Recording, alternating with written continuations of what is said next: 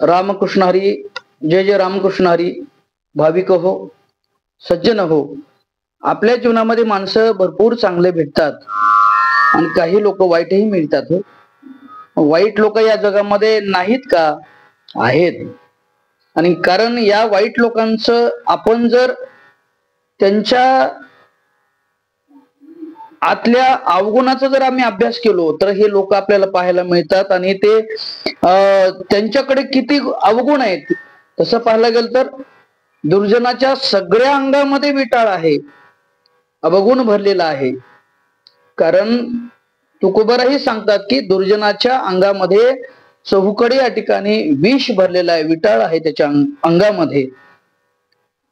मग दुर्जनाचे लक्षण काय आहेत? विदुर नीतीमध्ये सांगण्यात आलेलं आहे की 8 अवगुण त्या दुर्जनाकडे असतात. 8 अवगुण जर आम्हाला पाहायला कुठं मिळाले ना तर लक्षात घ्यायचं की हा दुर्जन आहे, हा दुष्ट आहे. बघा कोणते आहेत पहा. पहिला त्याच्याकडे अवगुण असतं दुष्ट माणसाचं अवगुण. दुसऱ्याचं कधी चांगलं झालेलं कधी पाहवतच नाही. अशा लोकांना कधीच पाहवत नाही. एकतर आपल्या ताटामध्ये काय आहे, आपण किती चांगले आहोत याच्याकडे पाहत नाही. आम्हाला किती मिळतं ते पाहत नाहीत. दुसऱ्यांना किती मिळायला लागलेलं आहे, दुसऱ्यांना कसं मिळायला लागले, दुसरे किती आनंदी येते, कशा पद्धतीने आनंदी राहू शकतात, हे काय राहत असतील बरं, काय करत असतील बरं, ह्या सगळ्या गोष्टी लोकांकडे पाहायला मिळतात. हे दुर्जनाचे पहिलं लक्षण आहे की दुसऱ्याचं कोणाचंही त्याला देखवत नाही. पहिलं लक्षण बरं का.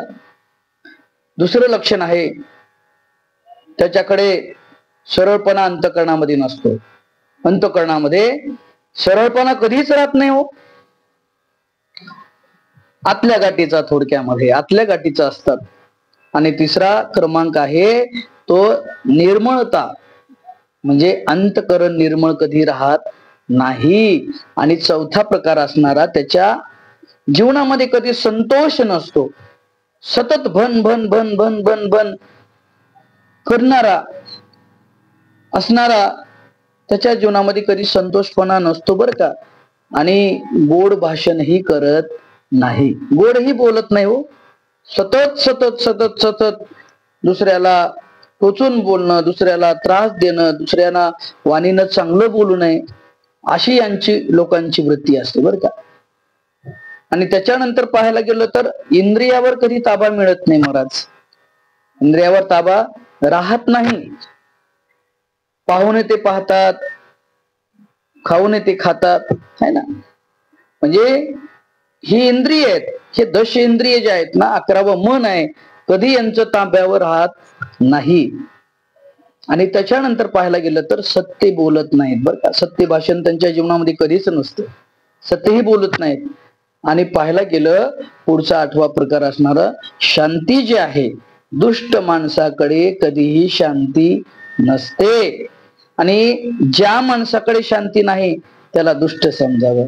ज्या माणसाकडे कोणी जर चांगलं झालेलं पाहवत नाही तर तो दुष्ट समजावा. त्याच्यानंतर ज्याच्याकडे सरळपणा नाहीये तो दुष्ट समजावा. ज्याच्याकडे निर्मळपणा अंतःकरणामध्ये नाही तो दुष्ट समजावा. ज्याच्याकडे संतोष मनामध्ये नाही तो दुष्ट समजावा. जो गोड बोलत नाही तोही दुष्ट समजावा. इंद्रियावर ज्याचा ताबा नाही तोही दुष्ट समजावा. आणि ज्याच्याकडे सत्य भाषणही नाही, सत्य कधी जीवनामध्ये बोलतच नाही, तोही दुष्ट समजावा. आणि ज्याच्याकडे शांती नावाची जी गोष्ट आहे ना ती नसेल तर त्यालाही दुष्ट समजावा, असं विदुर नीतीमध्ये सुंदर वर्णन करण्यात आलेलं आहे. अशा पद्धतीनं व्हिडिओ जर आवडला असेल तर सगळ्यांनी सबस्क्राईब करा, लाईक करा, शेअर करायला मात्र विसरू नका. रामकृष्ण हरी, जय जय रामकृष्ण हरी.